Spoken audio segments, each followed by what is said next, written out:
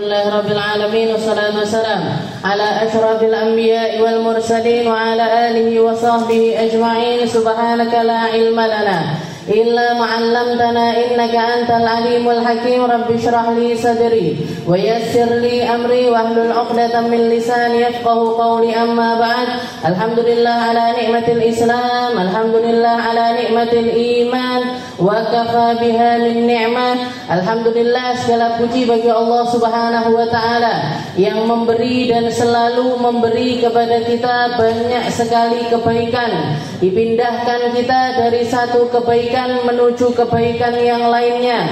Diberi waktu, diberi kesempatan kita untuk mencari hal-hal yang baik di atas muka bumi ini. Diberi waktu, dikasih umur kita untuk menghabiskannya di dalam perkara-perkara yang diridhoi oleh Allah Subhanahu wa taala, semacam perkara yang sekarang ini kita ada di dalamnya.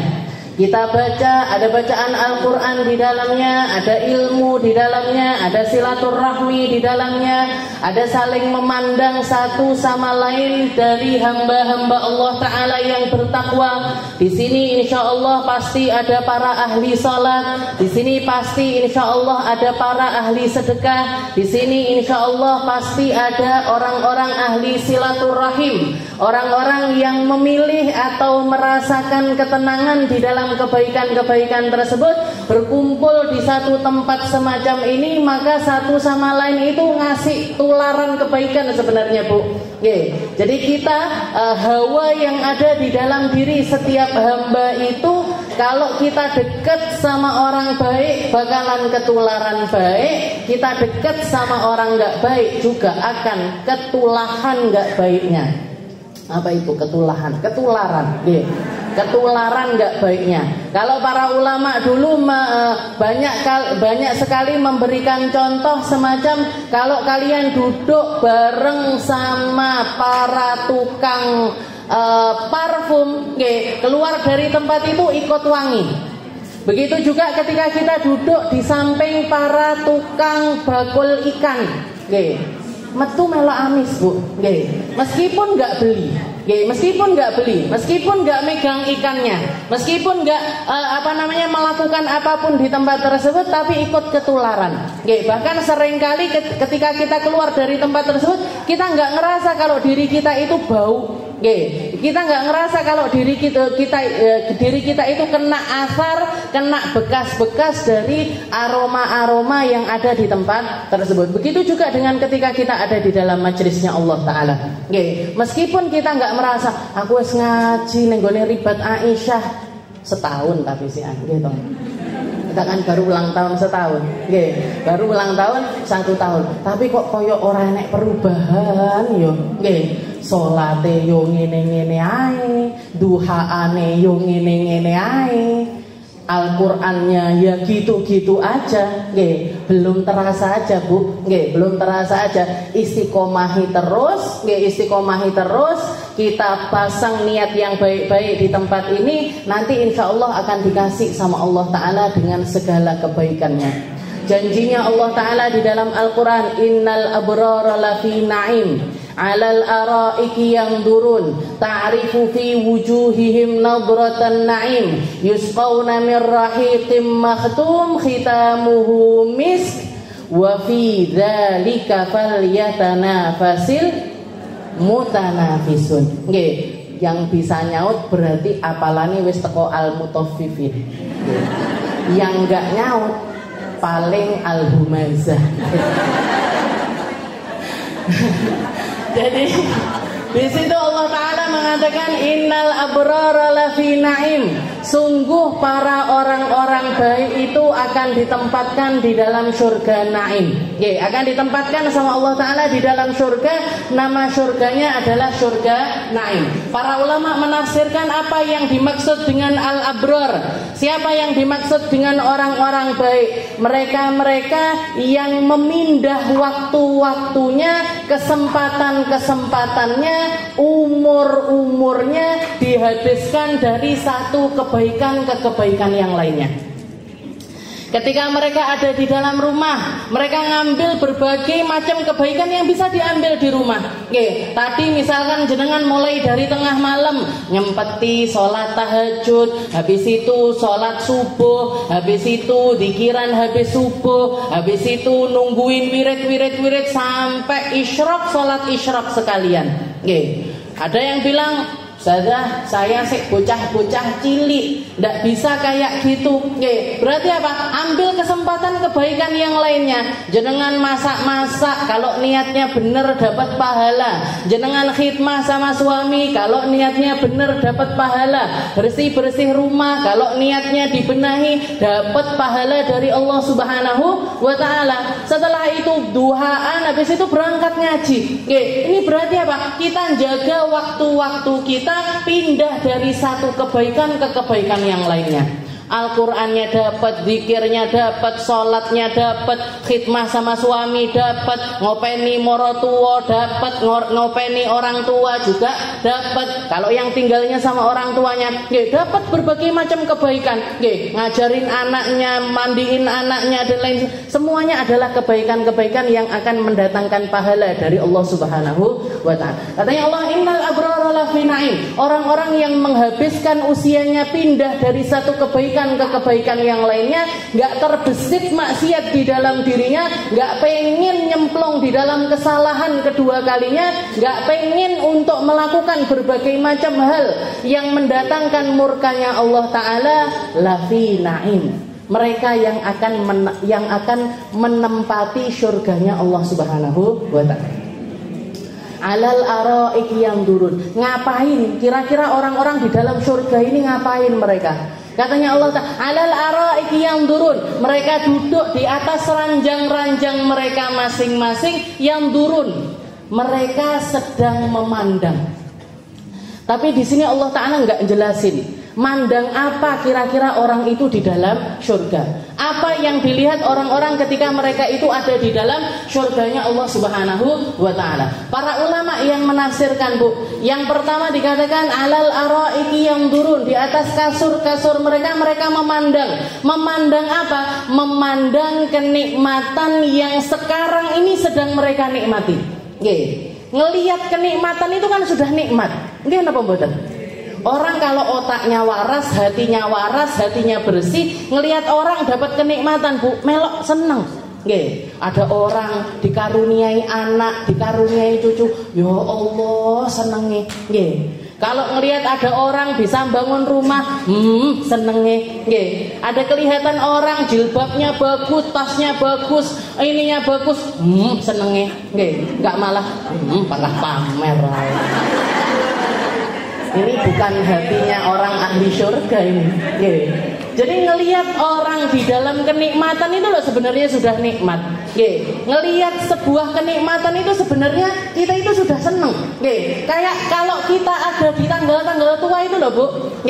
Kalau gajinya sudah menipis, kalau dompetnya sudah tipis, ngene iki hiburannya apa ya? Wis tak ndelok-ndelok ae nang toko klambi. Delok tok ndak tuku. Itu loh wes marem ibu-ibu. Bahkan sekarang itu nggak perlu jalan-jalan, kita scroll Shopee loh wes seneng. Berarti apa? Ngelihat kenikmatan itu sudah nikmat. Tapi para penduduk surga, mereka yang turun, mereka melihat kenikmatan yang ada di dalam dirinya sambil nggak percaya. Ya Allah, tiba-tiba ngajiku kayak lo sing marahi aku mlebu surga. Oh, tiba-tiba silaturahmiku yang bikin aku masuk surga.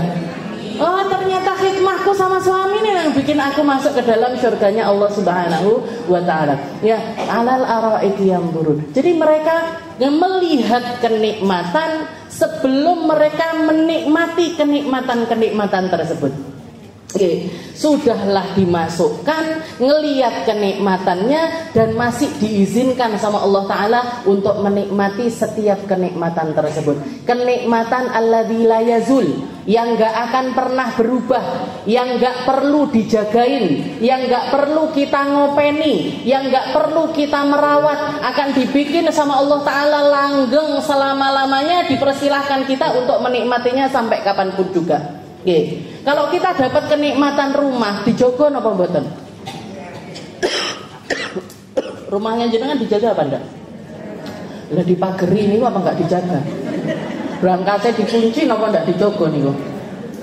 Rekeningnya dikasih PIN apa bukan dijaga itu? Kan kita kalau harta di dunia itu butuh penjagaan.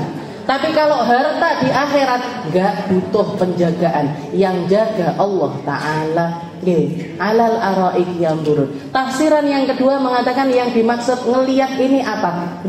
Yang dimaksud melihat di sini para penduduk surga yang karena amal kebaikan mereka yang mereka lakukan seumur hidupnya mereka masuk ke dalam surganya Allah Ta'ala. Ujung dari kenikmatan tersebut, kenikmatan paling tinggi yang Allah Ta'ala berikan kepada penduduk surga adalah ketika mata-mata mereka diizinkan untuk memandang langsung kepada zatnya Allah Subhanahu wa Ta'ala. Ini kenikmatan tiada tara, kenikmatan yang enggak diberikan sama Allah Ta'ala kecuali orang-orang yang sudah masuk ke dalam surga. Kenikmatan untuk memandang kepada Allah Subhanahu wa Ta'ala. Katanya Nabi Muhammad SAW, beliau mengatakan, innakum satarawna rabbakum, kalian semuanya akan memandang langsung kepada Allah Ta'ala kama tarawnal qamara lailatal badr, sebagaimana kalian melihat bulan di malam purnama. Bulan malam purnama itu kita di tempat manapun, di belahan dunia manapun akan bisa melihatnya secara langsung. Sing neng Tulungagung ketok, sing neng Jakarta ketok, sing neng Mekah ketok. Semuanya bisa melihat langsung kepada Badar. Maka dikatakan para penduduk surga nanti akan diizinkan untuk memandang kepada Allah Ta'ala secara langsung, tanpa perantara, tanpa oyok-oyokan, tanpa desek-desekan, mereka akan memandang kepada Allah Ta'ala. Makanya dijaga matanya. Karena mata yang sekarang ini nempel di kita akan menjadi mata yang sama yang diizinkan untuk memandang kepada Allah Ta'ala. Dijaga matanya, jangan dinodai dengan perkara-perkara yang buruk, jangan melihat yang haram-haram, jangan melihat sesuatu yang dimurkai sama Allah Ta'ala. Lebih-lebih lagi jangan dipakai untuk memandang hamba Allah Ta'ala yang lainnya dengan pandangan merendahkan. Jangan dipakai untuk melihat orang-orang yang di dalam dirinya ada kemuliaan, terutama para ahli iman, orang-orang yang punya Al-Quran, orang-orang yang punya ilmu, orang-orang yang memiliki sesuatu yang mulia di dalam diri mereka. Bahkan sekedar kalimat La ilaha illallah Muhammadur Rasulullah itu sudah cukup untuk membuat mereka ini menjadi orang mulia. Jangan sampai kita pakai hati kita, mata kita untuk memandang mereka dengan pandangan yang merendahkan. Semurah duwe-duwe wis ora usah diundang ae. Jangan sampai Bu. Aku gah konconan duduk circleku. Jangan sampai jadi orang-orang yang apalagi mandang sama para ulama, kiai-kiai, orang-orang berilmu yang punya pondok, yang ngabisin umurnya di dalam khidmah kepada umat, ngajarin Al-Quran, ngajarin hadis, ngajarin segala sesuatu. Jangan sampai ikut-ikutan untuk memandang mereka dengan pandangan yang merendahkan. Yang lagi viral-viral itu nggak usah ikut-ikut Bu. Yo ndak usah komentar, yo ndak usah nge-like, apalagi subscribe. Sama akun-akun yang provokasi, yang begini begitu dan lain sebagainya. Orang biasa saja, orang muslim, yang penting tidak, meskipun mereka nggak sholat, meskipun misalkan mereka berzina, meskipun mereka minum khamr, selama di dalam hati mereka ada la ilaha illallah Muhammadur Rasulullah, sudah cukup alasan itu untuk kita menghormati mereka. Itu sudah cukup untuk kita menghormati orang-orang tersebut. Apalagi mereka-mereka yang mencapai makom yang tinggi di dalam keilmuannya.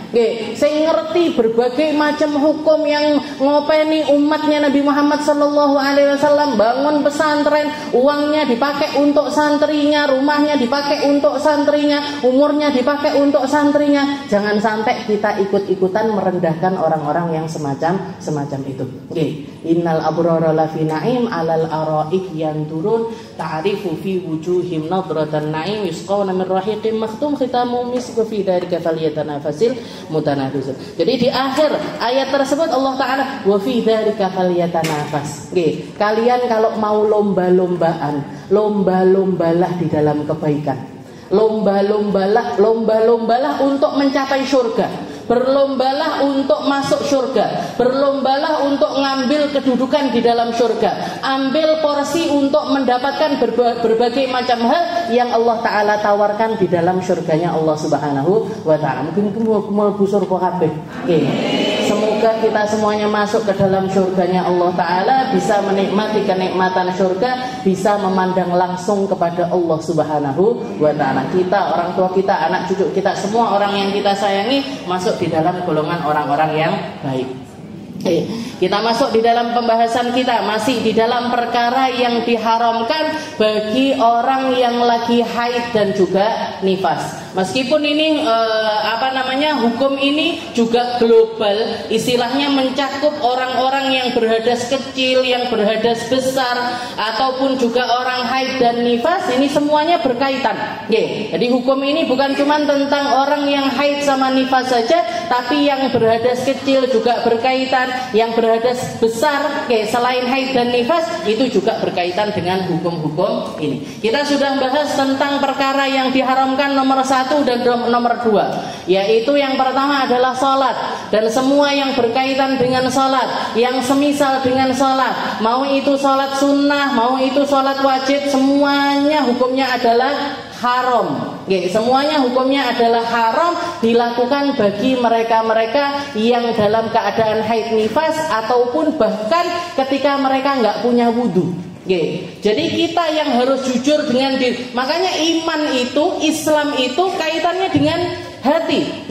Jadi ilmu agama itu nggak berkaitan dengan logika, tapi kaitannya dengan rasa, kaitannya dengan keimanan kita. Yang tahu kita sedang berhadas kecil atau berhadas besar ya kita sendiri. Jangan lagi sholat jamaahan misalkan, jadi imam misal.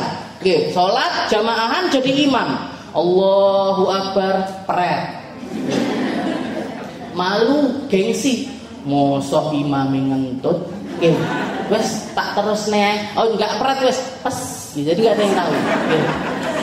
Jadi tersembunyi, suaranya itu kecil, jadi nggak ada yang tahu.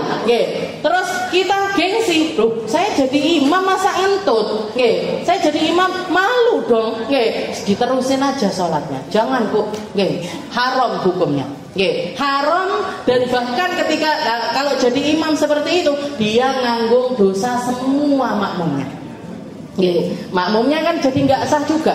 Makmumnya kan sholatnya juga jadi batal juga ketika imamnya itu dalam keadaan batal. Jadi istilahnya yang semacam itu kita harus jujur. Oh lagi batal, ya sudah wudu dulu. Keluar dari sholat, diajarin semuanya di dalam syariat. Kalau dalam keadaan darurat kayak gitu gimana? Keluar, jawil kanannya atau kirinya yang sekiranya lebih pantas untuk jadi imam untuk maju. Nah, mereka yang gantikan kita untuk jadi imam. Jadi nggak perlu semuanya ada caranya, semuanya ada ilmunya. Nah, jadi kaitannya sama iman. Sholat dan semua yang semisal dengan sholat hukumnya adalah haram dilakukan bagi mereka yang bahkan berhadas kecil sekalipun. Lalu yang kedua tawaf. Tawaf juga sama. Katanya Nabi Muhammad SAW, at-tawaf bimanzilatis shalah illa annallah qad tahalla fihi an-nutq. Tawaf itu persis kayak sholat. Tawaf itu kedudukannya persis seperti salat, kecuali Allah kecuali Allah Ta'ala menghalalkan perbincangan di dalam tawaf. Kalau di dalam salat nggak boleh. Bicara itu di dalam salat membatalkan salat, tapi kalau bicara di dalam tawaf itu tidak membatalkan tawaf. Itu tok bedanya. Yang lainnya semuanya sama kedudukannya dengan sholat. Harus punya wudu, harus nutup aurat, harus punya wudu, harus nutup aurat. Cara ibadahnya aja yang beda. Seperti yang kemarin kita bahas, apa itu tawaf? Tawaf itu muterin Ka'bah 7 kali. Nggak iso dinyang, nggak iso juga dilebihkan. Aku lagi rajin, tak 10 kali putaran. Masih sampai lempoh jenengan sing sah mek 7. Yang sah yang dianggap tawaf cuman 7, yang lainnya nggak jadi tawaf. Nggih, saya lagi males ini tak 5 kali putaran aja nggak bisa. Nggih, yang namanya tawaf itu ya 7 kali putaran. Nggih, 7 kali putaran dengan menjadikan Ka'bah selalu ada di sebelah kiri kita. Nggih, jadi nggak boleh juga aku milik melawan arus. Nggih. Mau nyering ini malik. Nggih. Gimana hukumnya? Nggak sah. Nggih. Nggak sah juga, mau jenengan mau muternya berapa kali pun kalau melawan arus itu juga nggak sah. Dengan menjadikan Ka'bah itu selalu ada di sebelah kiri kita. Setelah itu dimulainya dari mana? Dimulainya dari Hajar Aswad, diakhiri juga dengan Hajar Aswad. Ini juga kita harus jujur. Kalau lagi haid, kalau lagi nifas, kalau lagi halangan, nggak boleh tawaf, Bu. Meskipun lagi haji. Meskipun lagi umroh, kalau memang lagi dalam keadaan udzur, ya sudah jangan tawaf dulu. Jangan tawaf dulu. Kadung jenengan ngambil mikot, sudah ngambil mikot umroh, mau berangkat umroh ternyata haidnya keluar. Ternyata haidnya keluar, ya sudah, tetap ihram, nggak apa-apa, sah ini. Kita ngambil mikot itu dalam keadaan haid sah. Mikot haji, mikot umrah sah kita kalau walaupun dalam keadaan haid. Tapi, tawafnya itu yang nggak boleh. Tawafnya itu yang nggak boleh. Terus gimana? Tunggu dulu, tunggu sampai suci. Diminumi obat ini itu dan lain sebagainya. Begitu suci, berhenti darahnya, silahkan. Ngambil mikot lagi, nggak perlu. Mikot kita sudah punya niat ihram, ya sudah, itu yang dipakai. Tawaf, sa'i, setelah itu tahallul. Jangan terus darah saya keluar saya mana-mana yang kene mek 3 dino misalkan. Di sini cuman 3 hari. Eman-eman saya nanti enggak kalau enggak umroh. Langsung tawaf, langsung sa'i, langsung tahallul. Itu dosanya double-double, Bu.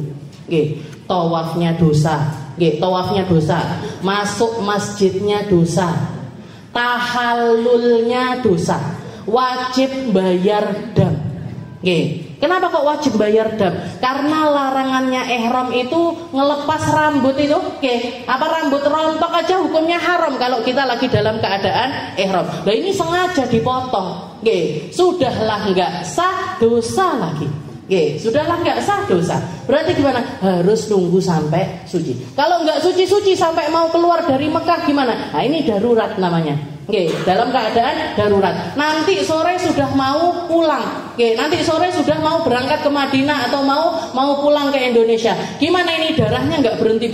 Diminumin obat nggak berhenti. Ya sudah, di sini dalam keadaan darurat. Kalau memang sore pulang, siangnya mandi. Setelah itu dibersihkan kemaluannya, niat istibahah. Kayak orang lagi istihadah. Niat istibahah, mandi besar, wudu. Setelah itu berangkat ke haram, berangkat ke Masjidil Haram, tawaf, sa'i, tahallul saja. Nggak boleh ditambahi tawaf wada, nggak boleh. Tawaf wadaknya nggak boleh. Kenapa? Karena daruratnya ini hanya untuk menghalalkan kembali keadaan ihramnya dia. Karena kan larangannya ihram kan macam-macam. Kalau nggak dihalalkan pulang ke Indonesia tetap dia dalam keadaan ihram. Nggak boleh deket-deket sama suaminya, nggak boleh pakai wangi-wangian, nggak boleh motong rambut gitu. Larangannya ihram kan macam-macam. Nah ini berarti kan harus dihalalkan. Gimana cara menghalalkannya? Nah itu tadi dalam keadaan darurat. Mandi, setelah itu pakai pembalut, tawaf, sa'i, tahallul. Sekedar untuk menghalalkan ihramnya dia. Sekedar untuk membatalkan umrohnya dia. Nah, di sini sah umrohnya. Di sini sah. Banyak sekali kejadian orang-orang yang nggak ngerti, yang nggak paham, yang melakukan hal yang semacam itu. Bukannya dapat pahala, tapi malah dapat dosa. Neng omah dijalui dongone pulang dari Mekah, pulang dari Madinah, nggak tahu kalau umrohnya nggak sah. Nggak tahu kalau yang dibawa bukan pahala tapi malah dosa. Jadi ilmu sebelum amal itu urgensi, Bu. Ilmu dulu sebelum kita mengamalkan segala sesuatu itu darurat. Enggak boleh enggak, harus landasannya adalah ilmu. Nah, sekarang yang ketiga dan yang keempat, jadi sholat haram hukumnya, tawaf haram hukumnya. Jadi yang haram sebenarnya tawafnya, yang haram tawaf sama masuk masjidnya. Sa'i sebenarnya nggak apa-apa karena area sa'i itu dulunya atau para ulama sepakat itu bukan masuk area Masjidil Haram. Meskipun bangunannya masuk ke dalam Masjidil Haram, tapi itu dulu bukan area masjid. Jadi para ulama membolehkan orang-orang haid atau dalam keadaan hadas besar untuk duduk di tempat sa'i. Saya waktu di Mekah itu sempat keluar darah, sempat keluar darah. Tapi kalau orang-orang ke masjid, saya ikut ke masjid. Tapi nggak duduk masuk ke lewat pintu Bab Fahad atau Bab Malik Abdul Aziz, enggak. Saya perginya ke daerah Sa'yan. Kadang lantai 1, kadang lantai 2, duduk di lantai itu. Karena para ulama mengatakan tempat sa'i itu area yang bukan masuk di dalam area masjid yang asli. Jadi boleh orang haid, istilahnya sama hukumnya kayak pelataran lah. Sama hukumnya kayak pelatarannya masjid. Orang haid di pelataran masjid boleh apa enggak? Boleh. Di tempat sa'i itu hukumnya juga semacam itu. Sekarang kita masuk ke yang keharaman yang ketiga dan juga yang keempat, yaitu masul mushaf wa hamlu, megang Al-Quran dan juga membawa Al-Quran. Memegang Al-Quran hukumnya haram, membawa Al-Quran hukumnya juga haram. Dalilnya qat'i, dalilnya langsung dari Al-Quran yang mengatakan innahu la yamassuhu illal mutahharun. Jadi Allah Ta'ala mengatakan innahu laqur'anun karim fi kitabim maknun la yamassuhu illal mutahharun.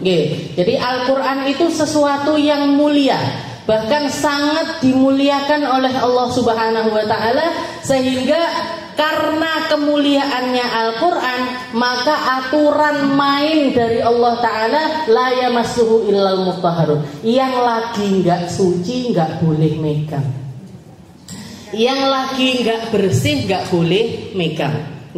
Sama faedahnya kayak ketika Allah Ta'ala mengatakan faman faradha fihinnal hajja fala rafatha wala fusuqa wala jidala fil hajj. Katanya Allah Ta'ala, barang siapa yang sudah menfardukan haji untuk dirinya, aturan mainnya gak boleh melakukan kefasikan, jangan bertengkar, jangan la fusuqa wala jidala fil hajj.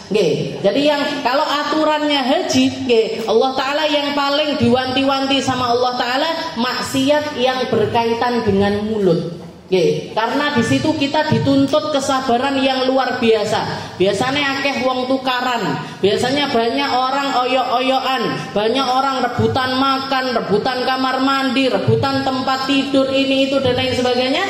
Padahal wanti-wantinya Allah Ta'ala kalau orang lagi haji, aturan mainnya la rafatha, jangan ngomong kotor, jangan melakukan perkara yang fasik, jangan bertengkar. Fil hajj, ketika kalian ada di dalam haji. Dan itu juga yang dikatakan sama Allah Ta'ala al-hajjul mabrur. Kalau orang mengatakan haji mabrur, haji yang diterima sama Allah Ta'ala itu haji yang semacam apa? Mereka yang selama ibadah haji itu terbebas dari kefasikan, terbebas dari ngomong kotor, terbebas dari pertengkaran. Makanya gitu juga dengan Al-Quran ini. Khusus untuk kitab yang namanya Al-Quran, katanya Allah Ta'ala innahu laqur'anun karim fi kitabim maknun la yamassuhu illal mutahharun. Al-Quran ini gak kayak buku-buku yang lain. Al-Quran ini beda. Kalian memperlakukannya nggak boleh sama dengan bacaan apapun, bacaan yang lain kalian harus memperlakukannya berbeda. Gimana caranya ya Allah? La yamassuhu illal mutahharun. Nggak boleh dipegang kecuali kalian benar-benar dalam keadaan suci. Jadi Al-Quran ini makanya aturannya la yamassuh wala hamlu. Nggak boleh dipegang, nggak boleh dibawa. Yang namanya mushaf ini apa?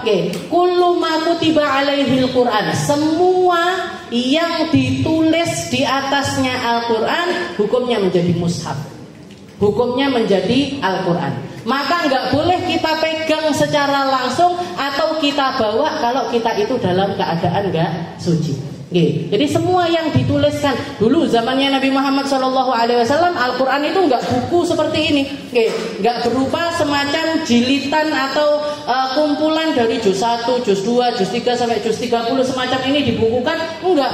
Para sahabat kadang nulis di batu, kadang nulis di tembok, kadang nulis di kertas, kadang nulis di dahan pohon, kadang nulis di kulit-kulitnya binatang. Nah, ketika Al-Quran itu masih tercecer semacam itu pun, meskipun nggak banyak sahabat yang bisa nulis sehingga bacaan itu nggak sampai direndahkan yang seperti apa, tapi Nabi Muhammad melarang para sahabat untuk memegang Al-Quran tersebut. Jadi misalkan tembok dituliskan Al-Quran di situ, nggak boleh dipegang. Dituliskan di batu, Al-Qurannya dituliskan di batu, nggak boleh dipegang kecuali kalau kita dalam keadaan punya wudu. Kecuali kalau kita dalam keadaan memiliki wudu. Maka para ulama termasuk Imam Malik juga mendefinisikan secara detail tentang nggak boleh megang ini apa aja yang nggak boleh kita pegang. Karena semua yang kita tuliskan Al-Quran, apalagi kalau niatnya untuk jadi Al-Quran, itu semuanya langsung jadi Al-Quran. Saya nulis misalkan di papan tulis ini, saya nulis Bismillahirrahmanirrahim. Begitu tulisan itu, selama tulisan itu masih ada, kalau saya nggak punya wudu, megang tulisannya nggak boleh, Bu. Jangan bikin musola, jangan bikin masjid, dikasih interiornya itu ayat-ayat Al-Quran. Qul huwallahu ahad, Allahus samad, lam yalid. Pakai tekel keramik, ada tulisan-tulisan Al-Qur'annya, ayat kursi ditaruh, ini jadi interiornya Al-Qur'an, interiornya masjidnya. Gimana ini?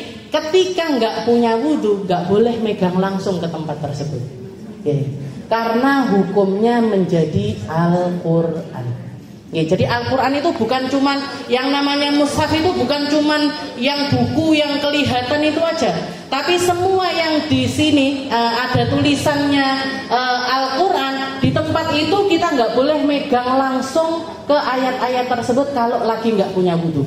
Kayak ini misalkan, jangan lihat buku saya ini bukan Al-Quran, ini namanya kitab, judulnya Ibanah wal Ifadhah. Tapi di sini ada kutipan-kutipan Al-Quran, yang dikasih tanda ini la yamassuhu illal mutahharun. Nah, ini kalau saya nggak punya wudu megang langsung kayak gini nggak boleh. Megang langsung ke ayatnya gini nggak boleh. Kalau lagi punya wudu silahkan megang, nggak apa-apa. Tapi kalau lagi nggak punya wudu nggak boleh megang Al-Quran. Jangan punya HP, di dalam HP-nya biasanya install juga aplikasi Al-Quran. Jangan install aplikasi Al-Quran kayak ini misalkan. Saya punya aplikasi Al-Quran kayak gini. Gimana ini? Kalau lagi nggak punya wudu boleh nggak kita pegang ini, boleh nggak? Kalau lagi nggak punya wudu, megang ayatnya nggak boleh. Saya punya wudu, saya megang ayatnya kayak gini, gimana hukumnya? Boleh.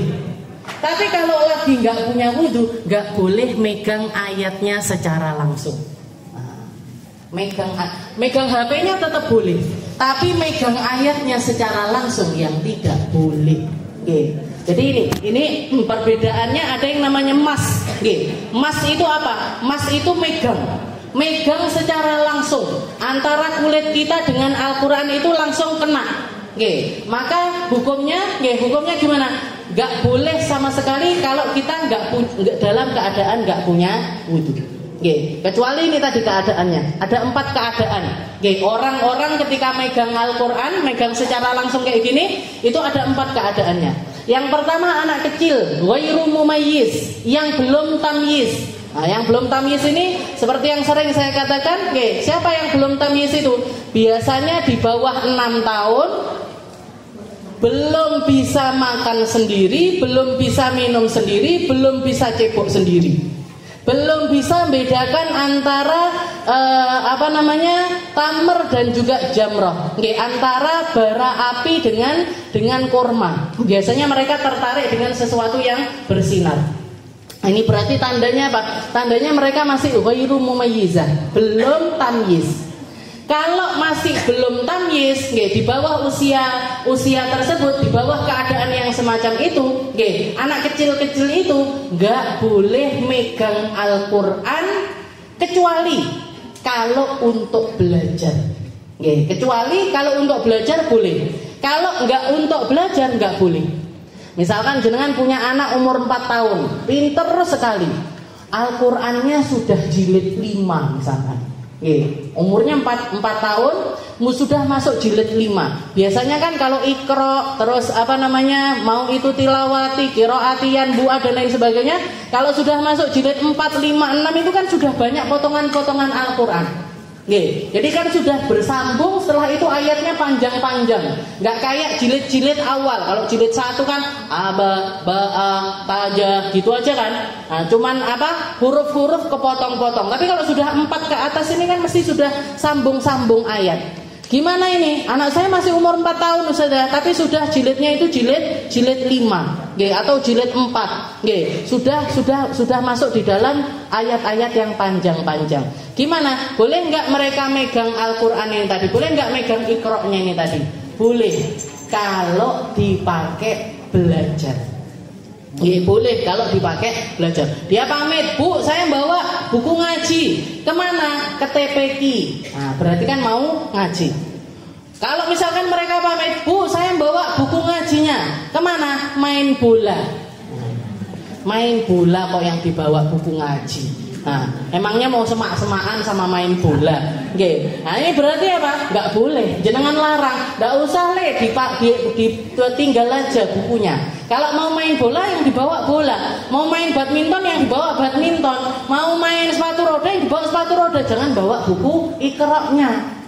Jadi diingatkan seperti itu karena anak-anak usia tersebut kan belum bisa mikir mana benar mana nggak benar. Nah, jadi kalau di bawah usia 6 tahun atau 7 tahun ke bawah, kok mereka ini sudah ada kegiatan baca Al-Qur'an, bawa Al-Qur'an, megang Al-Qur'an boleh bagi mereka. Bahkan nggak punya wudhu pun nggak apa-apa. Jangan dipaksa. Sebelum berangkat TPQ harus wudhu dulu.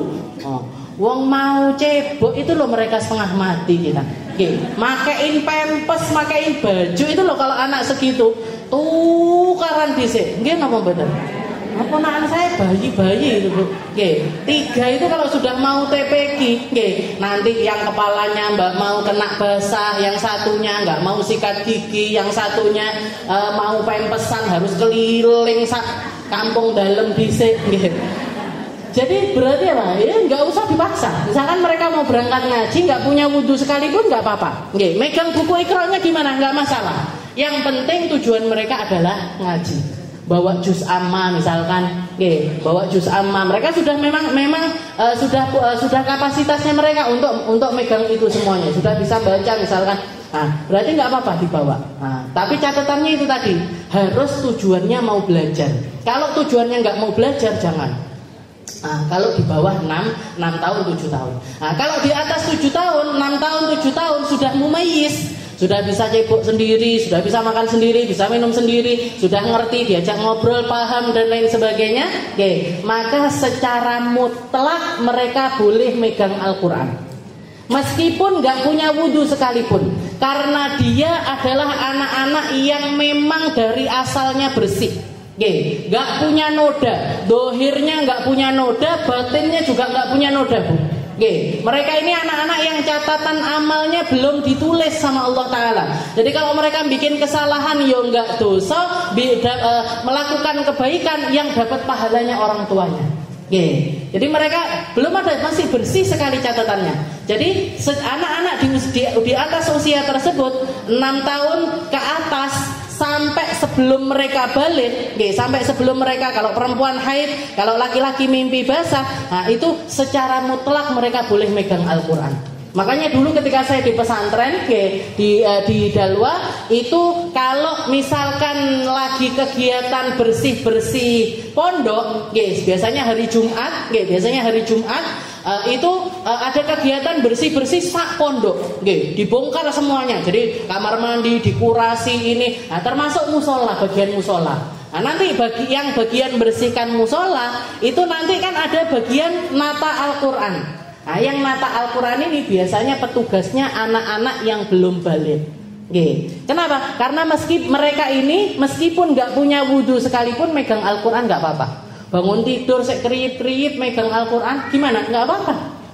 Kenapa? Karena mereka ini bersih dohir batin. Jadi meskipun nggak punya wudhu nggak masalah. Nah, jadi kalau di usia di atas itu yang sudah bisa ngerti, bisa diarahkan, bahkan sudah paham biasanya anak-anak segitu, nah itu mereka secara mutlak boleh megang Al-Quran. Nah, nanti naik lagi kalau sudah dewasa ini apa? Ya sudah balik. Kalau sudah balik gimana hukumnya? Megang Al-Quran hanya diperbolehkan ketika mereka suci dari semua hadas. Mau itu hadas kecil, mau itu hadas besar, mereka punya wudhu, orang lagi punya wudhu baru boleh megang Al-Quran. Nah, yang terakhir dalam keadaan darurat. Nah, jangan ngelihat ada Al-Quran jatuh, nggak usah nganteni, saya tak wudhu dhisik. Kesuwen Bu Qurannya, langsung ambil aja taruh. Ada anak kecil ngambil Quran didudukin misalkan, nggak perlu tuh. Siapa sih gue wudhu, siapa yang punya wudhu, nggak perlu. Langsung ambil aja taruh di atas. Itu namanya keadaan darurat. Jadi kalau dalam keadaan darurat itu tidak perlu kita gimana-gimana, secara mutlak boleh, nggak dosa kita megang Al-Quran. Dan memuliakan Al-Quran ini punya kemuliaan yang sangat luar biasa. Bahkan di zaman dulu ada satu walinya Allah Ta'ala, ada satu kekasihnya Allah Ta'ala yang dulunya adalah seorang pelaku maksiat.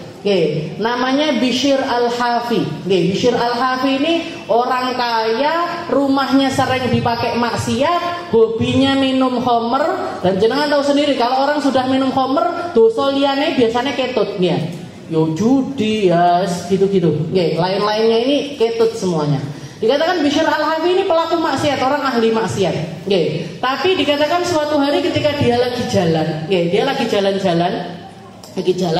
ngelihat ada kertas, ada tulisan Bismillahirrahmanirrahim.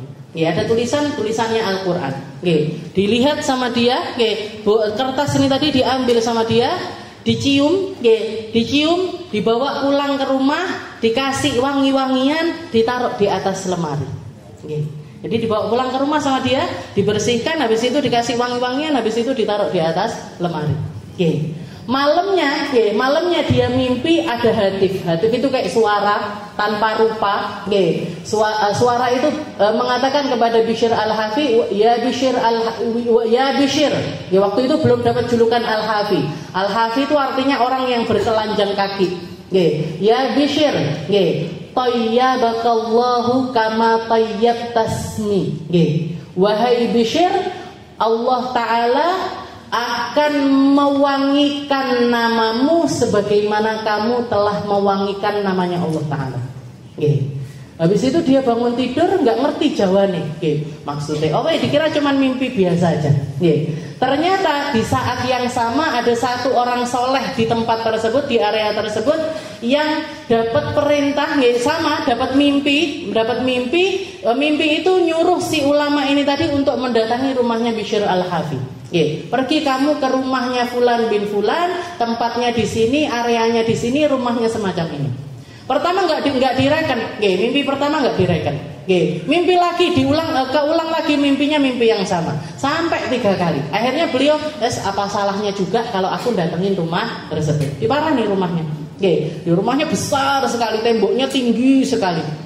Diketok pintu rumahnya, yang bukain pembantunya. Di dalam rumah dekat dari pintu itu Bishr lagi mabuk-mabukan sama teman-temannya. Dibukakan sama pembantunya. Pembantunya ditanya sama orang tamunya ini tadi, man sahibu hadzal bait. Ini rumahnya siapa? Kata pembantunya, rumahnya Bishr. Setelah itu, karena ulama ini ngelihat orang-orang yang ada di dalam ini orang-orang maksiat, maka dia nanya lagi, orang ini orang abdun amhur, dia ini orang merdeka apa seorang budak? Katanya si pembantunya, ya orang merdeka lah, masa seorang budak? Yakin kamu dia bukan budak? Yakin saya, orang tuan saya orang yang sangat kaya raya. Maka dia pergi. Si ulama ini tadi pergi akhirnya karena tidak diterima di rumah itu, akhirnya beliau itu pergi. Tapi Bishr al-Hafi dengar, begitu masuk si pembantunya ini ditanya, siapa siapa tamunya? Tamunya orang nggak tahu siapa. Masa dia nanya, wahai tuanku, dia nanya ini yang punya rumah ini abdun amhur, seorang hamba atau orang yang merdeka. Nah, kita kalau dengarkan cerita ini kan kayak pertanyaan yang biasa saja. Tapi ketika Allah Ta'ala pengen masukkan hidayah kepada diri seseorang, dikasih rasa sama Allah Ta'ala. Maka dia langsung bangkit dari duduknya, nggak sempet sandalan. Setelah itu buru si ulama tersebut sambil mengatakan, la bal hadzal bait, jangan pergi kamu. Rumah ini adalah rumahnya Abdun ibnu Abdin. Punyanya seorang hamba, anaknya seorang hamba, cucunya seorang hamba. Wa inni tubtu ilallah, dan sekarang aku taubat dari segala macam maksiat yang pernah aku lakukan. Langsung tobat, Bu. Langsung tobat. Masih dalam keadaan mabuk seperti itu, dia tobat di depan ulama tersebut. Kata ulama tersebut, kalau kamu memang benar-benar pengen tobat, ayo kamu harus merubah segalanya. Iya, aku akan merubah segalanya. Pulang ke rumah nih, komplotannya ini tadi, teman-teman mabuknya ini tadi, langsung ditanyain sama dia. Sekarang aku tobat. Awakmu arep melok aku tobat apa ndak gelem? Apa mau gimana?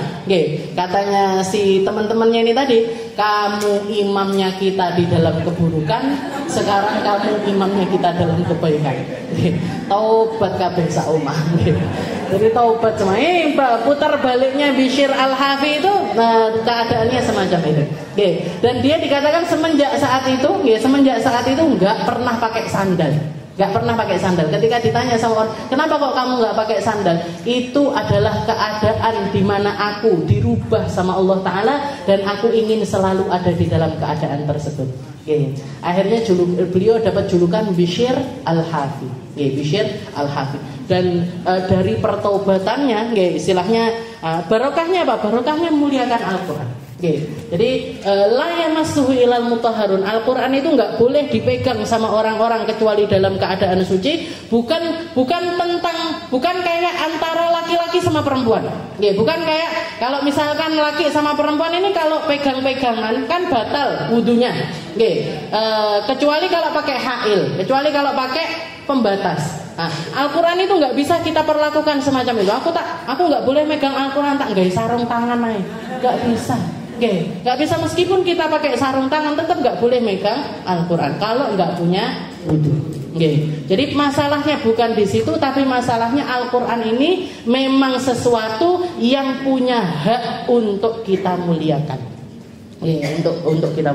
Jadi hukumnya semacam itu. 4 keadaannya. Orang kalau masih kecil harus dengan alasan belajar. Kalau sudah mumayyiz, jadi pertengahan antara anak kecil sama orang dewasa, maka itu boleh meskipun dia nggak punya wudu sekalipun. Nah, kalau orang dewasa harus keadaan punya wudu. Dan yang terakhir kalau dalam keadaan darurat, nah itu boleh kita megang. Dan yang namanya Al-Quran itu, Bu, yang namanya Al-Quran itu semua yang bernisbat kepada Al-Quran hukumnya sama kayak Al-Quran. Misalkan jenengan punya Al-Quran, ada talinya Al-Quran, nyambung sama Al-Qurannya, ada talinya gini. Aku nggak megang Quran, megang tali nih. Gimana? Nggak boleh. Saya nggak megang dalamnya, saya megang covernya. Nggak boleh. Covernya sudah lapuk, copot. Nah ini cover Quran kan wis cepot, jadi kipas aja. Gimana? Nggak boleh. Nah, selama dia nisbatnya masih nyambung kepada Al-Quran, hukumnya tetap Al-Quran. Mau itu covernya, mau itu pembatasnya. Misalkan jangan punya Al-Quran yang dimasukin, jadi kayak punya tempatnya. Nah, tempatnya itu juga hukumnya kayak Al-Quran. Tempatnya itu hukumnya juga sama dengan jadi la yamassuhu, enggak boleh dipegang kecuali kita dalam keadaan punya. Kecuali kalau sudah berganti nama, sudah lapuk, covernya lepas, ini itu, jenengan masukkan ke misalkan ada lembaga untuk mendaur ulang. Kertas-kertas itu didaur ulang. didaur ulang dijadikan koran. Nah, berarti apa? Sudah ganti alur. Sudah nggak nisbat ke Al-Quran, tapi sudah nisbatnya ke koran, bukan Quran lagi, tapi jadi koran. Nah, gimana hukumnya? Nggak apa-apa. Mau jenengan jadikan bungkusnya sego pecel, mau jenengan jadikan apa? Bungkusnya kacang godok, nah, terserah. Nah, tapi nisbatnya harus lepas dulu. Tapi kalau nisbatnya masih ke Al-Quran, nggak boleh dipegang kecuali kita punya wudu. Nah, yang keempat, hamluh, megang, bawa. Bawa ini gimana? Ini Al-Qurannya jenengan taruh di tas. Nah, ini Al-Qurannya jenengan taruh di tas, atau jenengan bawa pakai nampan, atau jenengan bawa pakai sesuatu. Nah, ini gimana hukumnya? Selain niat membawa barang, hukumnya nggak boleh. Selain niat bawa barang, hukumnya tidak boleh. Jadi misalkan niatnya, saya megang Al-Quran, saya masukkan ini Al-Quran ke dalam tas saya. Niat saya adalah bawa Al-Quran, haram. Oh, niat saya bukan bawa Al-Quran, niat saya adalah bawa tas sekaligus Al-Quran. Gimana? Nggak boleh. Niat saya bukan layak sih loh, pokoknya mek nggawa tas gitu toh. Padahal di dalamnya ada Al-Quran. Gimana hukumnya? Nggak boleh juga. Nah, yang boleh apa? Yang boleh adalah yaksidul mata faqat. Niat bawa tas aja. Jadi jangan bawa Al-Quran dimasukkan ke dalam tas. Aku niat bawa tas. Ditaruh di atas nampan. Aku niat bawa barang. Dan harus diniatkan.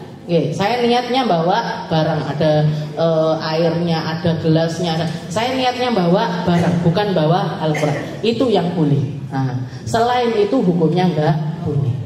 Selain untuk yang semacam itu, untuk bawa Al-Quran ini di dalam tas itu, hukumnya yang lain selain itu hukumnya enggak boleh. Jadi niatnya kalau dibawa atau hamil, jadi hamil itu namanya dibawa, bukan megang. Bukan ya mas, itu hanya boleh dengan niat membawa barang saja.